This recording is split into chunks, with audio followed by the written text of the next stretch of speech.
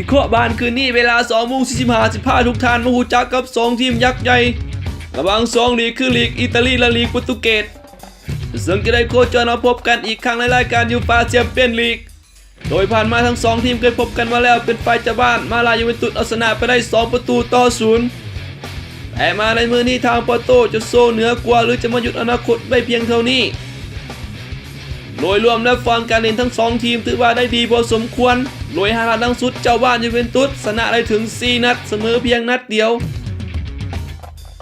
ส่วนปอร์โตก็เหมือนกัน5 นัดล่าสุดชนะได้ถึง4 เกมเสียเพียงเกมเดียวเท่านั้นและก็เป็นการชนะแบบขาดลอยทั้งหมดแต่ถึงอย่างไรก็ตามไปเจ้าบ้านเป็นผู้ถือไพ่ที่เหนือกว่าอยู่แล้วแน่นอนความกดดันต้องตกไม่ใส่ผู้ไม่ยาม